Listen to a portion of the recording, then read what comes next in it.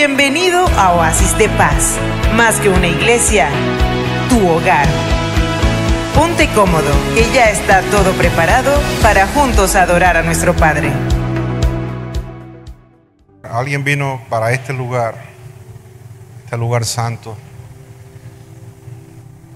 con una angustia, con una tribulación, no sé quién.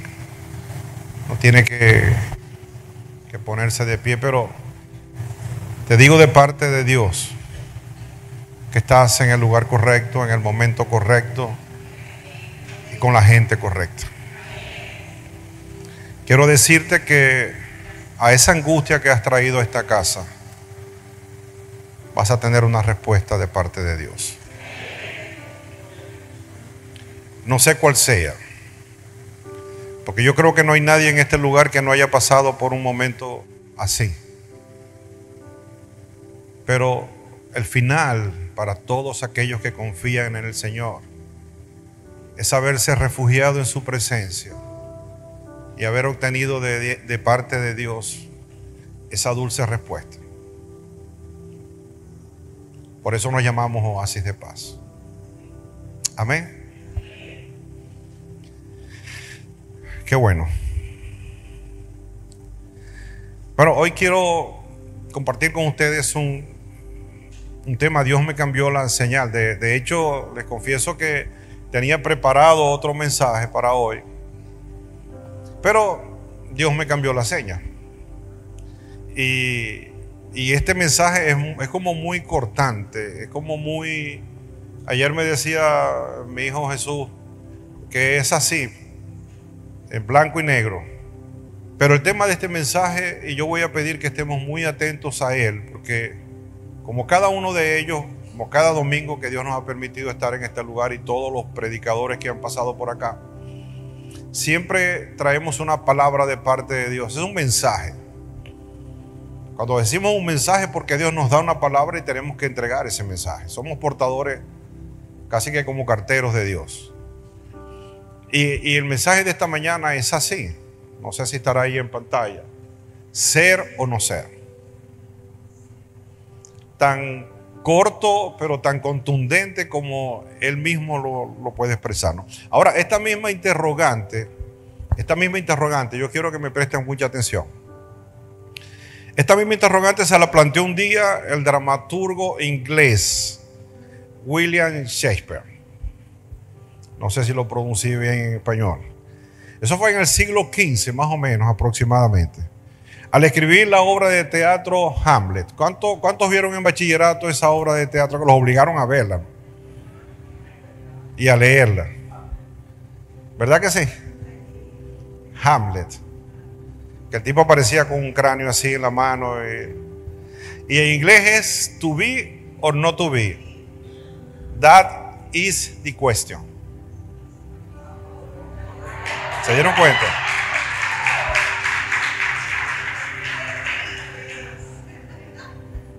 Eso es para que vean. Yo sé que los tengo impresionados, pero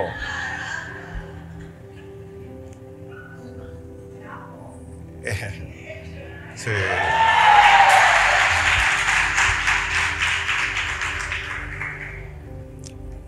Qué bueno es estar con gente de confianza.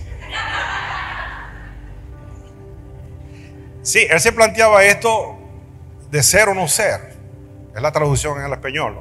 Dice, he ahí la pregunta, ser o no ser. Ahora, esto se la planteaba al escribir este dramaturgo inglés, William Shakespeare, se la planteaba en un momento donde pasaba por su vida algo difícil, ¿no? Y él crea este personaje Hamlet, que era un príncipe de Dinamarca, pero que estaba a la expectativa de una invasión del reino noruego. En ese tiempo se hablaba de reino, no eran naciones como ahora. Y en este dilema, y en esta presión, en esta angustia, como ese alguien del que acabo de hablar ahora, el hombre se planteaba algo tan sencillo como esto, ¿no? Es una obra muy larga que quizás deberían leerla porque aporta mucho. Es un clásico literario que yo creo que todo ser humano debería leerla. Aporta mucho. No solamente leemos la palabra de Dios, sino que leemos muchas cosas anexas que nos aportan. La palabra dice que desechemos lo malo, pero que aprovechemos lo bueno. Y este hombre, ante esta presión que se le planteaba como un príncipe, se veía como muy presionado por la posible invasión de otro reino.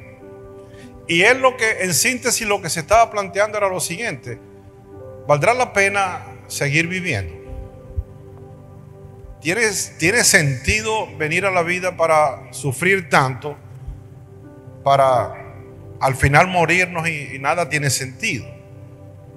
El escritor del libro de Eclesiastés decía que todo era aflicción de espíritu y todo era vanidad. Entonces yo creo que no escapa a nadie que nos hayamos hecho esa pregunta: ¿valdrá la pena todo lo que estamos haciendo? Esto nos lleva a algún lado. Eso es lo que en síntesis el escritor de esta obra literaria se planteaba: ¿ser o no ser? ¿Cuántas veces nosotros aquí en este lugar y muchas veces en nuestro ministerio, los que somos de alguna manera líderes o ministros o pastores o predicadores, que Dios nos ha confiado una obra, a veces nos conseguimos con tanta dificultad, con tanta deslealtad, que a veces nos preguntamos: ¿valdrá la pena seguir adelante? ¿Valdrá la pena seguir viviendo en un país donde cada día vemos decepción por todos lados? Cuando ponemos la mirada en alguien y ese alguien nos traiciona, ¿valdrá la pena? ¿Cuántos se han hecho esa pregunta en muchas cosas?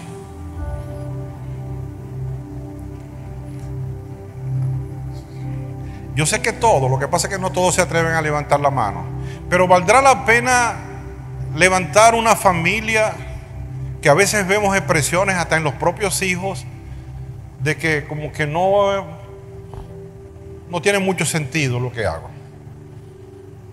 Y todo nos conduce a eso. Ahora, lo que este hombre plantea aquí lo podemos ver de otra manera, no como él lo veía, sino de una manera de que cuando uno llega a esa pregunta es porque está buscando una respuesta. Y muchas veces la respuesta que conseguimos es abandonar, abortar lo que estamos haciendo. Por ejemplo, antes se le decía a uno y le decían los padres a uno: bueno, tú tienes que estudiar y ser alguien en la vida porque necesitas tener un buen sueldo, necesitas tener un buen ingreso para que puedas mantener una familia. Y no te vayas a conformar con menos de o abogado o ingeniero o médico. Esas eran las tres profesiones favoritas que nuestros padres buscaban en nosotros. Y cuando nosotros empezábamos una carrera de esa, casi que obligado por nuestros padres, a mitad de carrera nos preguntábamos: ¿valdrá la pena seguir adelante? Y muchas veces le preguntamos a los jóvenes qué anhelan, qué quieren ser, cuáles son sus sueños. ¿Valdrá la pena? ¿Valdrá la pena servirle a Dios, por ejemplo, cuando ni siquiera las gracias me las dan?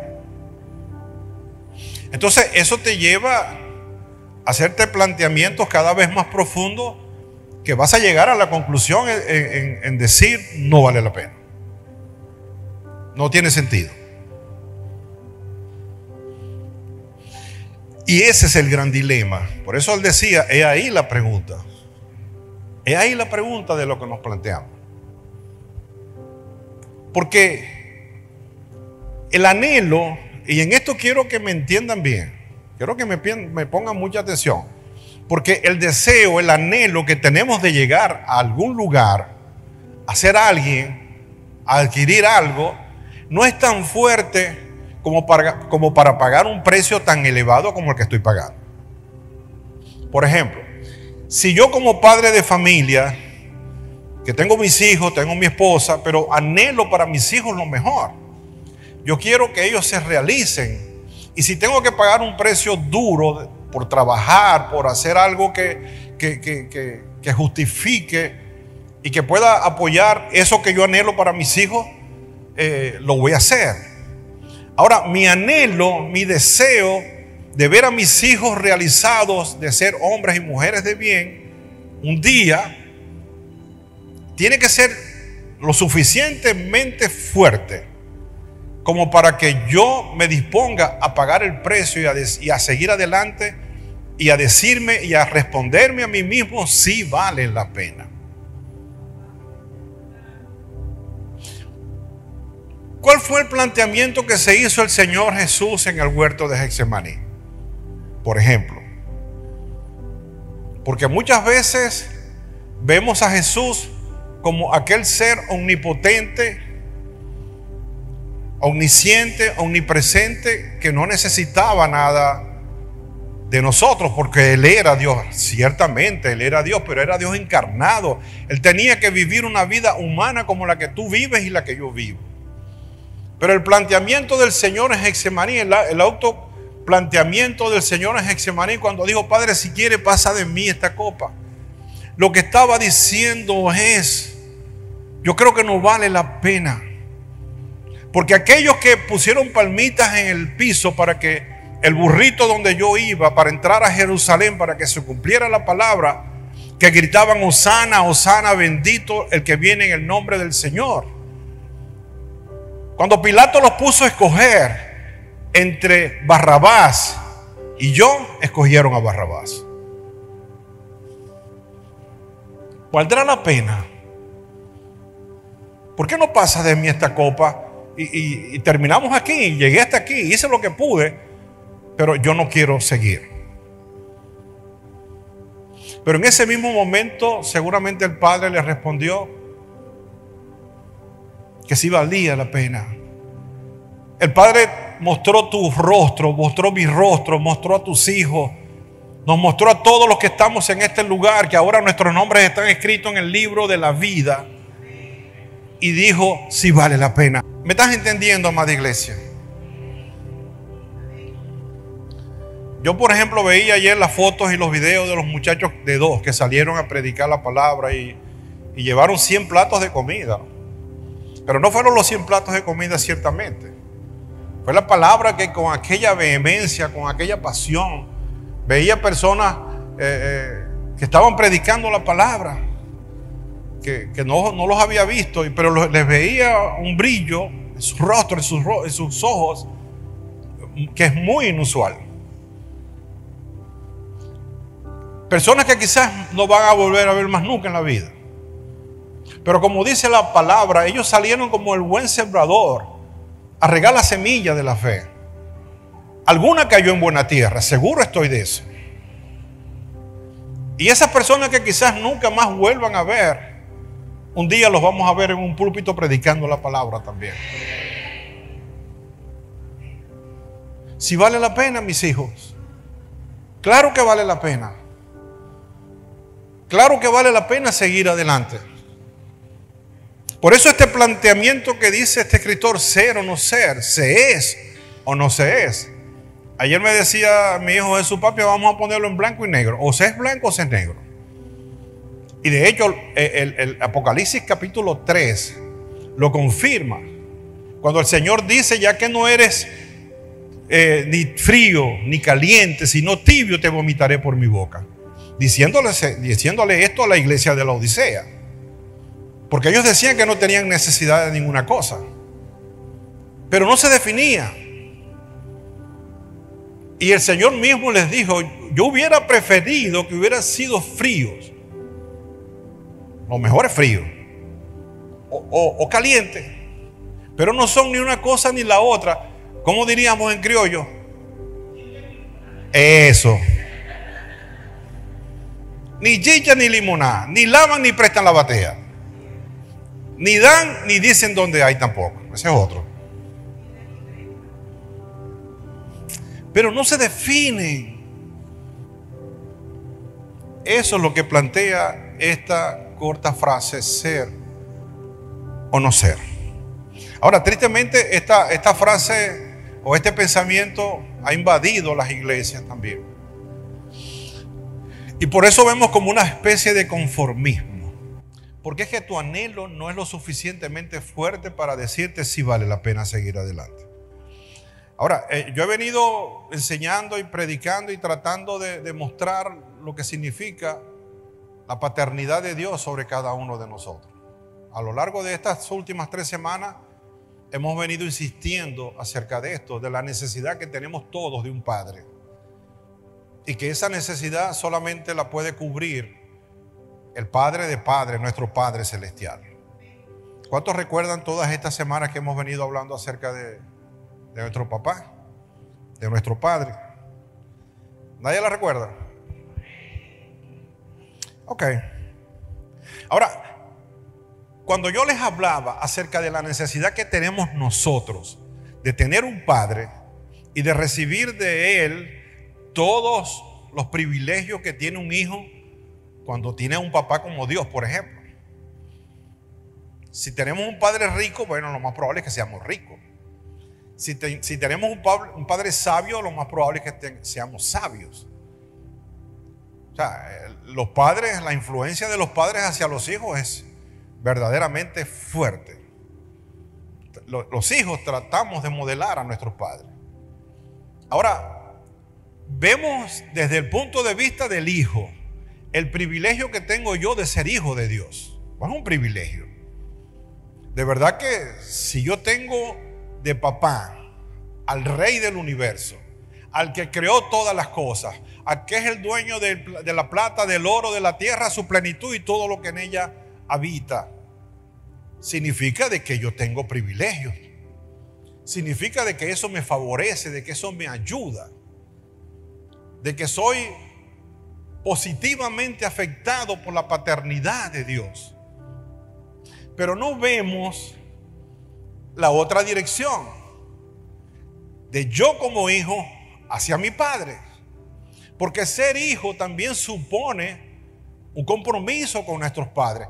Por eso el Señor lo pone como mandamiento de honrar a nuestros padres, para que nuestra vida en esta tierra que Él nos da sea de larga duración, de larga vida. Pero no más que vemos el privilegio de ser hijo y recibir del Padre. Pero ¿qué recibe Dios de parte nuestra? ¿Qué le entregamos a Él? ¿Cuál es nuestro compromiso de ser hijo de Dios? No sé si lo vieron, lo vimos hace unos meses atrás cuando Shaquille O'Neal, esta estrella de la NBA, del básquetbol, hablando acerca de sus hijos, que decían los hijos que mi papá es rico y somos ricos. Y él les aclaró públicamente, le dijo, no, aquí el rico soy yo. Ustedes no son ricos. Ustedes tienen que ganarse esa riqueza.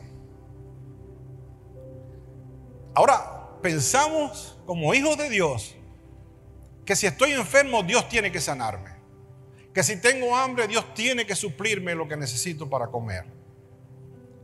Que cualquier necesidad que esté pasando yo, Él tiene que ver por eso, porque Él es mi papá y Él verá cómo lo hace. Pero ¿cuántas veces hemos hecho un llamado, por ejemplo, abrir las puertas de nuestros hogares a que haya allí un hogar de paz y sea un faro de luz para todo el vecindario? Y mucha gente dice, no, es que ese es. Hasta allá no llego yo. Cuando yo tuve el llamado de pastor, cuando Dios me llamó a pastorear un rebaño de ovejas que no me mostró que eran ustedes, porque si me muestra que son ustedes, yo hubiera aceptado antes. Ustedes están esperando otra respuesta, ¿no? Yo hubiera dicho, no, así sí es fácil la cosa. Pero yo les voy a abrir mi corazón en este momento. El tiempo más hermoso que yo pasé como pastor, lo pasé en mi casa, cuando abrimos las puertas de mi casa para que allí fuera el origen de Oasis de Paz. Porque de cada rato teníamos que salir corriendo con un muchacho para esconderlo en un cuarto, para llevarlo para el baño, o para tranquilizarlo, o que llegaba un borrachín allí y se recostaba a una ventana y ahí se quedaba dormido pasando el ratón de la noche anterior. O cuando teníamos que sacar el pendón para el porche para que la gente viera. O cuando nos mudamos para acá, que aquí en este lugar y allá donde está la iglesia de niños y el salón de usos múltiples, lo que había eran murciélagos. Y era un piso que estaba horrible. Piso de cemento así pelado. Ver toda aquella gente con aquel entusiasmo, creyéndole a Dios, con una espátula, con un tapaboca, raspando el piso y limpiando y acomodando, y unos cantaban, otros silbaban, y después alguien sacó por allí alguna comidita que trajo y la compartió con todo el mundo. Ese fue un tiempo hermoso. Y quizás alguien en ese momento, en ese punto, se hubiera preguntado: ¿y esto para qué lo estamos haciendo? ¿Valdrá la pena? ¿Valdrá la pena hacer esto? Había algo que entusiasmaba. Había algo que decía: sí, mis hijos sigan adelante, porque si en lo poco me han sido fieles, en lo mucho yo los voy a poner. Y nos puso en los muchos.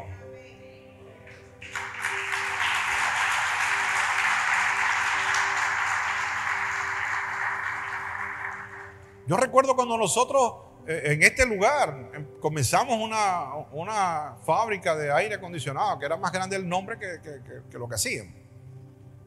Pero lo hicimos convencidos de que era el momento oportuno.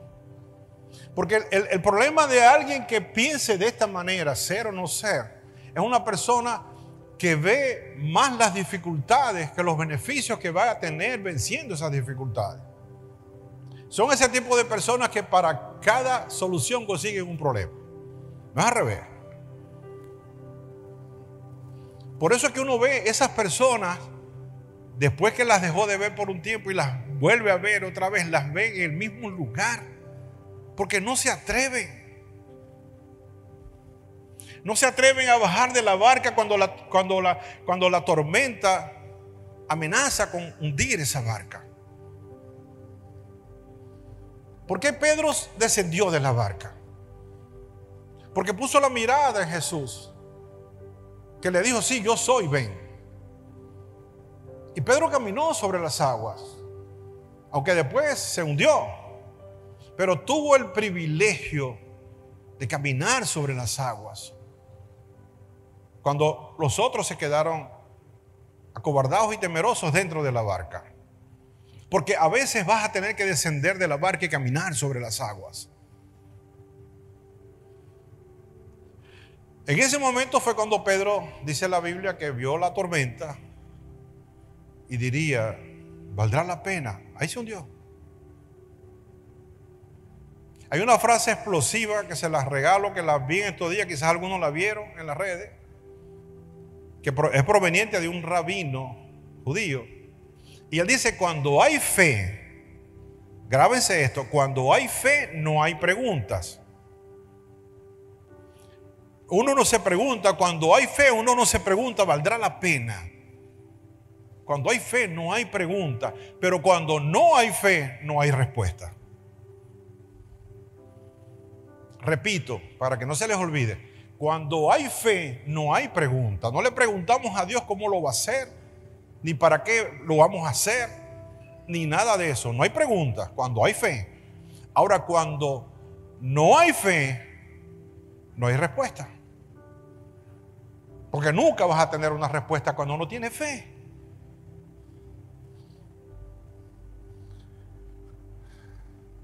¿Me estoy explicando, amada iglesia?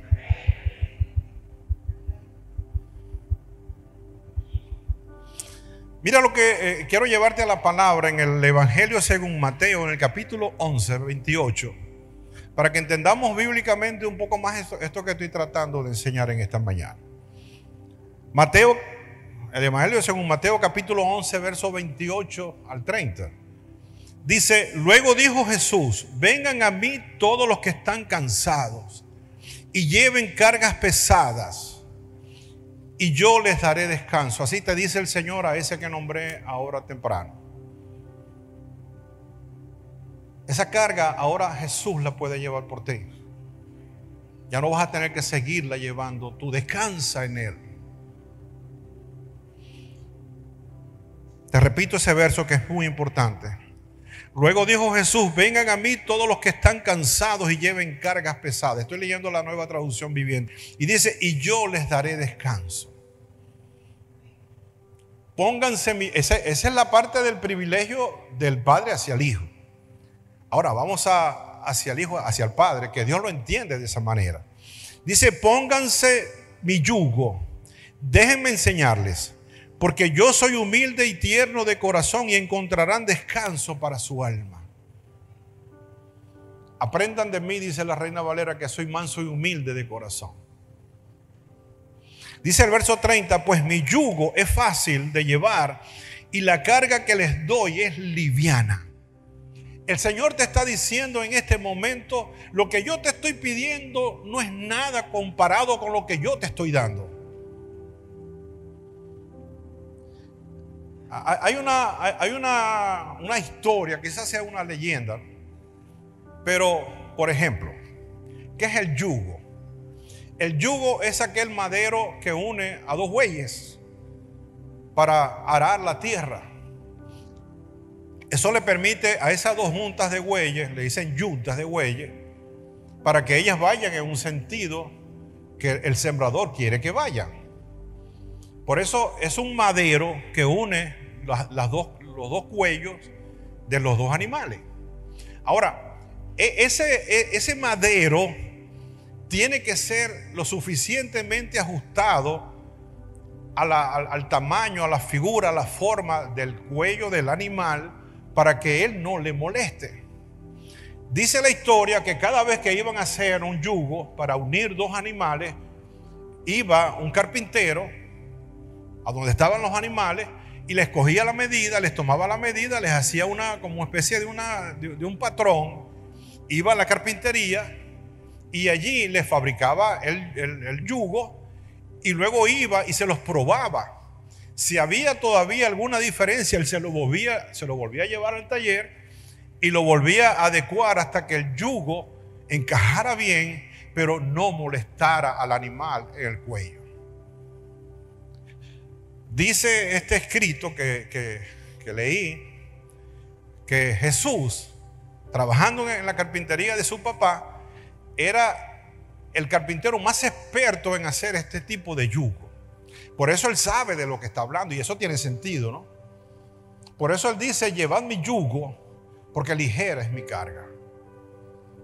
Y yo me imagino que en esa carpintería había un letrerito que diría: aquí hacemos los mejores yugos de todo Jerusalén. Porque así era. O sea, esto nos está diciendo que cuando el Señor viene a traerte el yugo, ¿qué hace el yugo? El yugo te une a ti con Él. Porque para donde tome Él, vas a tomar tú. No vas a tomar decisiones erradas, porque ya Él las está tomando. La dirección en la que Él camine, tú vas a caminar. Cuando Él se detenga, tú te vas a detener. Cuando Él vaya a avanzar, tú vas a avanzar. Porque estás unido al yugo de Jesús. Llevad mi yugo. Tomad mi yugo. Pónganse mi yugo. Ahora, cuando Él viene a ponerte el yugo, Él sabe de qué estás hecho, porque Él te hizo. Él sabe lo que puedes y lo que no puedes hacer. Y Él viene con ese madero y te lo prueba. Ese es el traje a la medida. Si ese madero no encaja en tu cuello, estoy hablando espiritualmente, bueno, Él se lo lleva al taller y lo vuelve a repasar hasta que un día lo trae y encaja perfectamente, no te molesta. El yugo del Señor no molesta. Al contrario, produce muchas satisfacciones.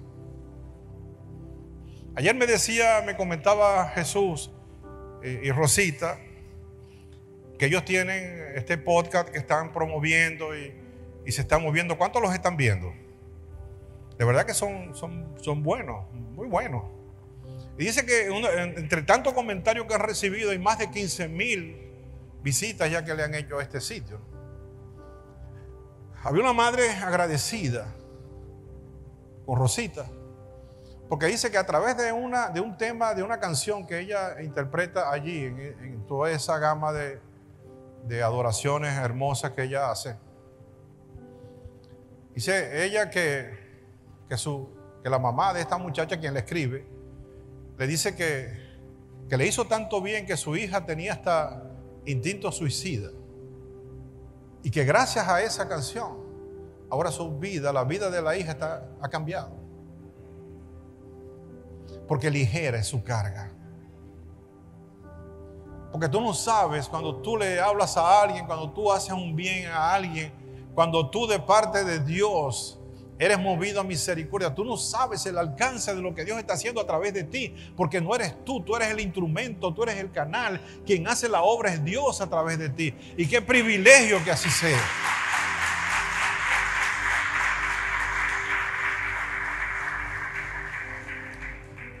Si vale la pena. Si vale la pena. Muchos me han dicho, pastor, ya son 17 años pastoreando una iglesia. Yo creo que ya como que es suficiente, ¿no? No, nunca va a ser suficiente. Nunca va a ser suficiente. Un gran hombre de Dios al que tuve el honor y el privilegio y la honra de conocer, que gracias a él hoy soy lo que soy, que fue el pastor José Inciarte. Él predicó su último mensaje el día que partió con el Señor. Por supuesto que yo no me quiero morir. No me quiero ir de este mundo todavía. Pero si tengo que hacerlo algún día, que lo voy a hacer, porque el Señor me va a llamar a su presencia como nos va a llamar a todos, quiero que sea sirviéndole a Él. Quiero que mi vida tenga sentido, tenga razón de ser. Si no, ¿para qué nacimos? Así que cuando el Señor te dice que te pongas su yugo, y a muchos se los está diciendo, y muchos se están haciendo los loquitos. Revísese el tobillo, porque en algún tobillo puede haber una cabullita ahí amarrada. Eso significa andar con la cabulla en las patas, quiero decir, si no me entendieron. Pero cuando el Señor te está diciendo ponte mi yugo, es porque el yugo, la parte que te corresponde a ti es cómoda. Mira, le pondrá una felpita, le pondrá algo para que no te moleste, porque Él te conoce. Y cuando te dice que ligera es la carga que Él está poniendo sobre ti, es porque es gratificante, es muy gratificante predicar el Evangelio. Es muy gratificante cuando vidas son transformadas por causa nuestra. Esa es la mejor paga que alguien que le sirva a Dios pueda tener. Vale la pena hacerlo, por supuesto que sí. Ahora, esa es la contraprestación que el Hijo le da al Padre. Por eso te decía que hemos visto lo que el Padre puede hacer por el Hijo, pero no habíamos visto lo que el Hijo puede hacer por el Padre. Por eso es que dice el Señor que en los postreros días Él volvería el corazón de los hijos hacia los padres y de los padres hacia los hijos.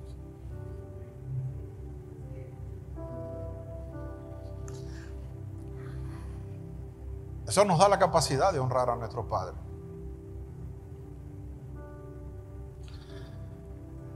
Gloria a Dios.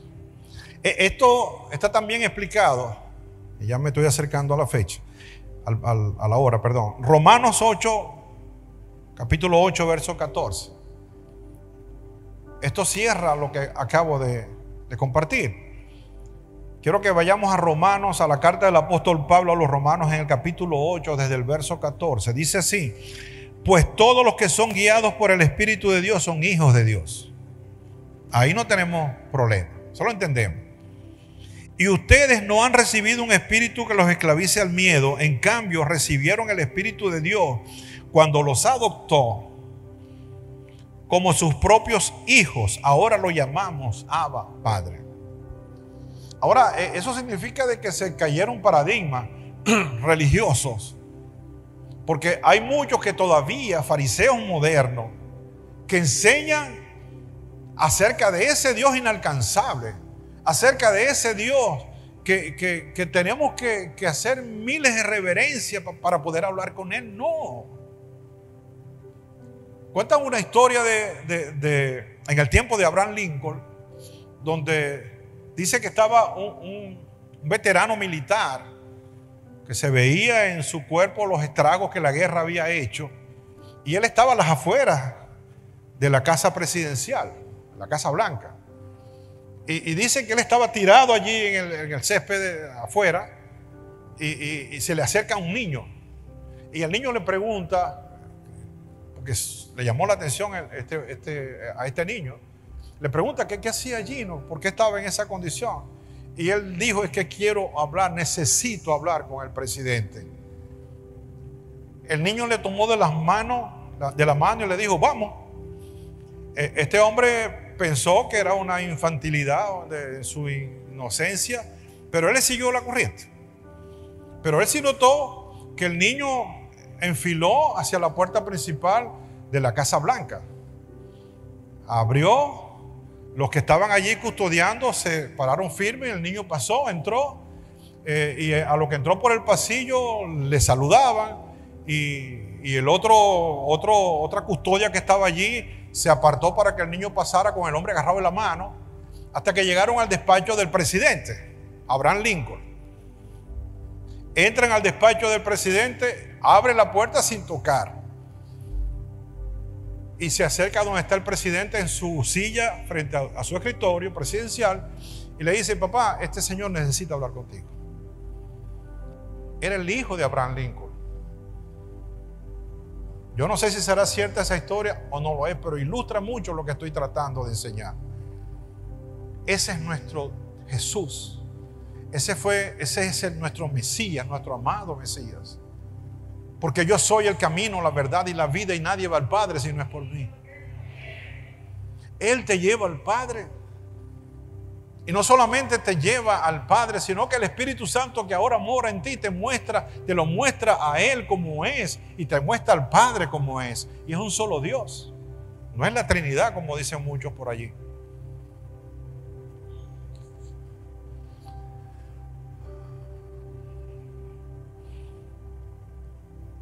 Mira lo que sigue diciendo en este capítulo 8 de la carta a los Romanos.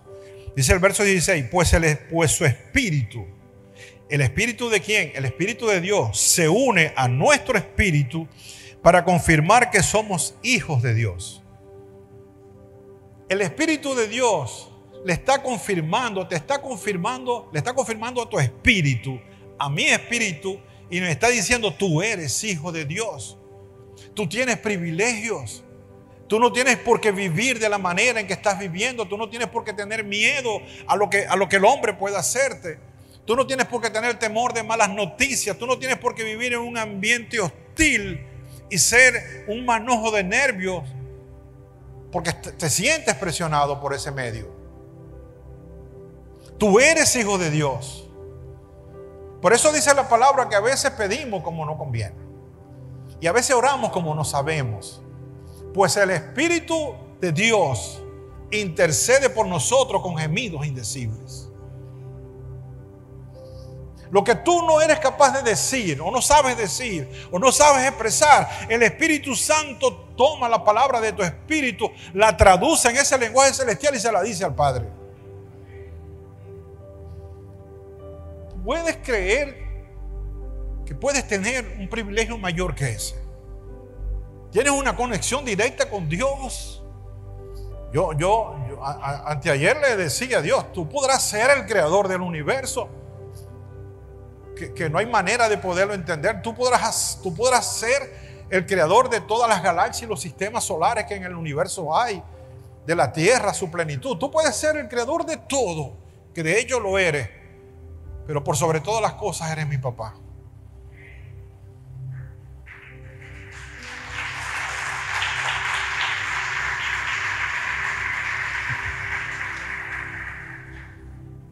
Él es mi papá.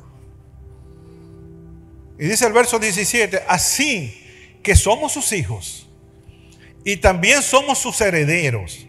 De hecho, somos herederos junto con Cristo de la gloria de Dios. Pero aquí viene lo bueno. Aquí viene el camino en otro sentido. No solamente es de aquí para allá, sino de allá para acá también. Dice, pero si vamos a participar de su gloria, también debemos participar de su sufrimiento.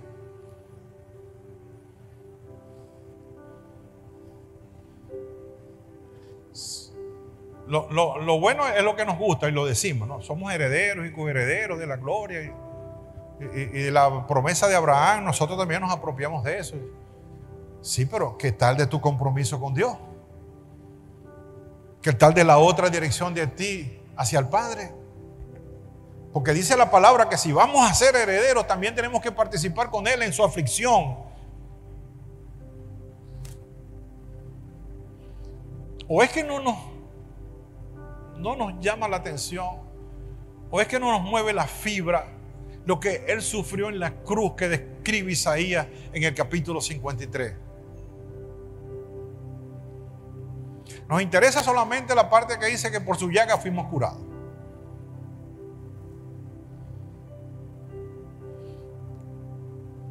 Pero cuando vamos a tomar su cruz y a seguirle, quien quiera venir en pos de mí, niéguese a sí mismo.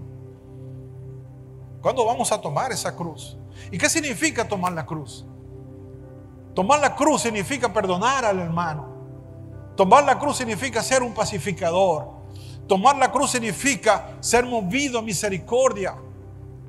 Y que si tienes que compartir el poquito pan que tienes para ti y para tu hijo, para dárselo al prójimo, bueno, hazlo.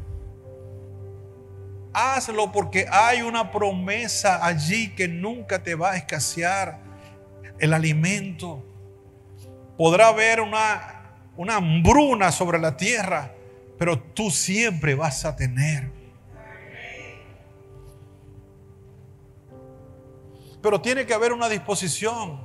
Y no es que lo estés haciendo porque vas a decir, bueno, yo voy a dar esto porque yo sé que voy a recibir. No, eso no es lo que premia a Dios.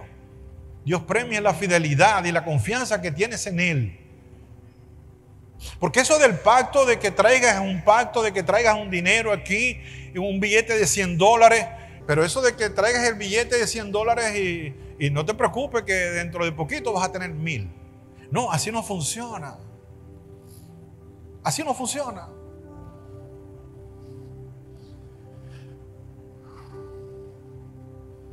Funciona que tú veas a alguien con este inclemente sol, como a veces lo vemos en las calles, y vemos a esa gente caminando por aquel asfalto caliente, descalzo. Son dementes y son lo que sean, pero son seres humanos. Pero si tú tienes la oportunidad de quitarte tu calzado y ponérselos a él y quedarte tú en plantillas de media, bueno, hazlo.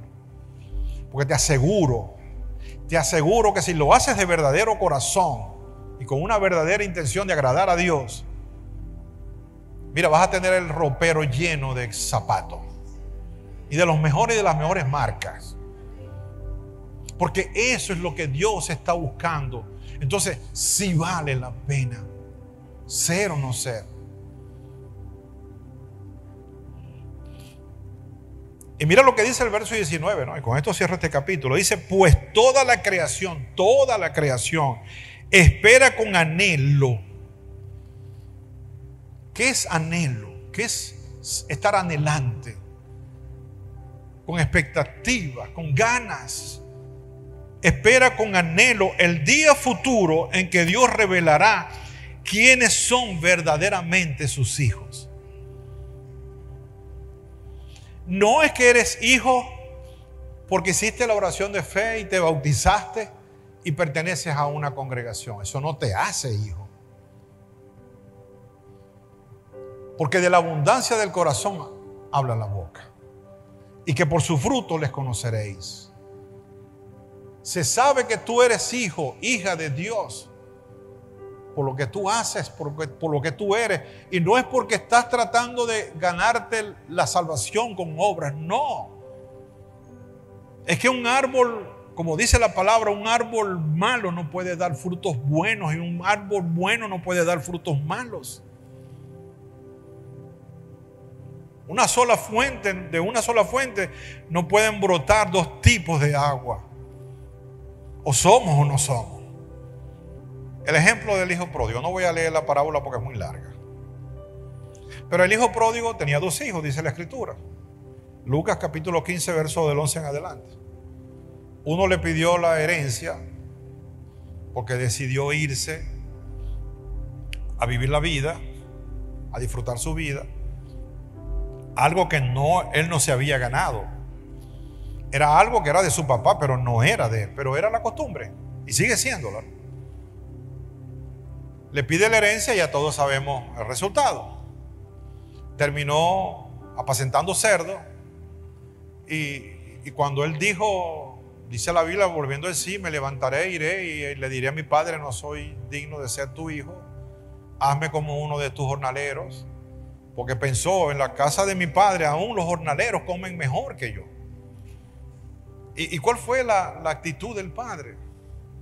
El padre no le rechazó, no le reprochó, no le dije, te lo dije, que esto iba a pasar. No, lo abrazó.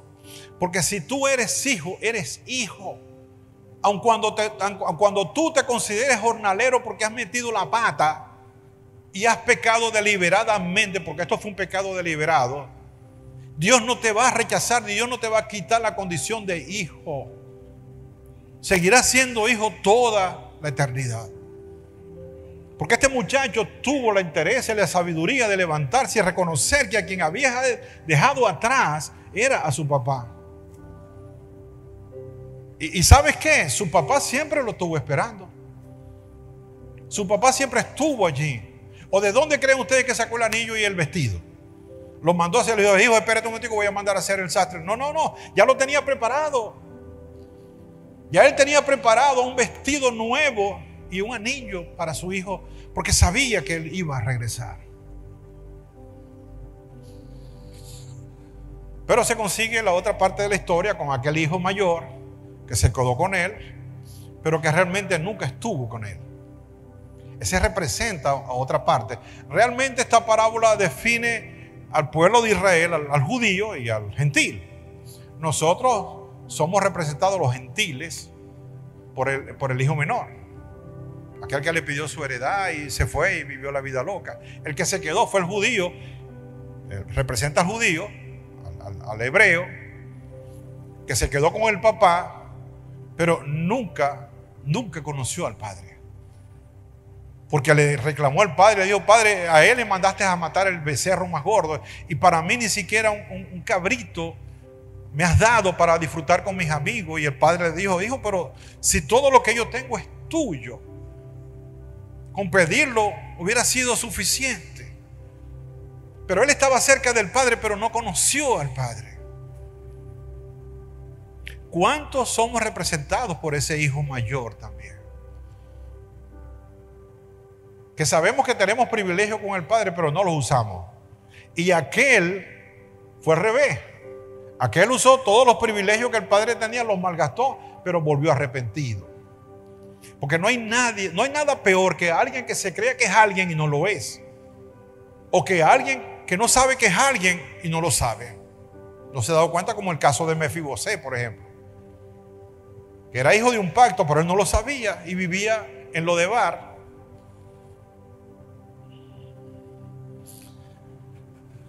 Yo no sé si es que realmente me están siendo muy atentos con esto, o es que están locos de que termine el país.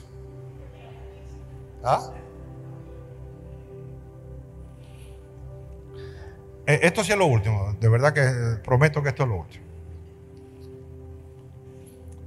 Mira, amada iglesia, amado hermano, amada hermana, consiervo, líder, lo que sea, que has nacido de nuevo.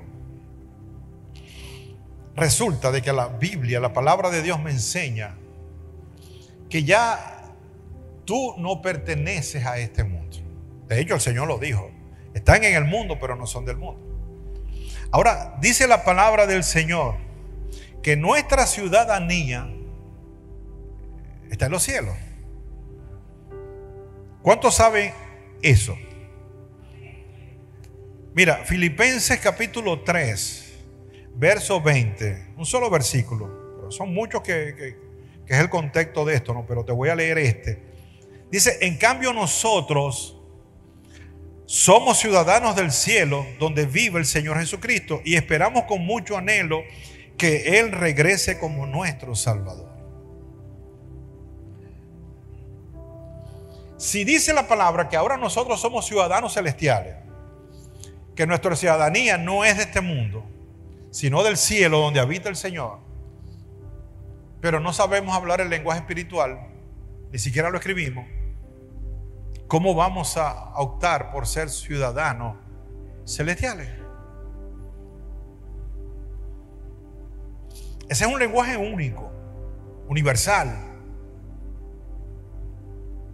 No sé si me entendieron esto, se quedaron muy calladitos y como que muy no entendí.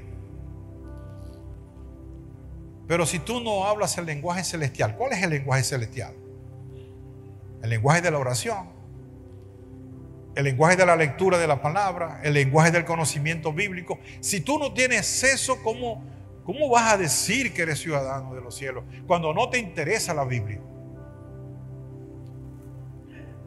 ¿O es que tú crees que la unción o la sabiduría viene como un regalo sin hacer ningún esfuerzo? Por eso, cuando tú adoptas hábito de levantarte de madrugada y solamente ir a la presencia de Dios y orar a Dios y estar delante de Él, no importa con sueño, con cansancio, con lo que sea, el resultado va a ser bueno. Cada vez que alguien te venga a engatusar con que Dios así te dice, no, Dios no te dice si no está en la palabra. Porque tú eres ciudadano del reino de los cielos aquí en la tierra, porque hablas perfectamente ese lenguaje.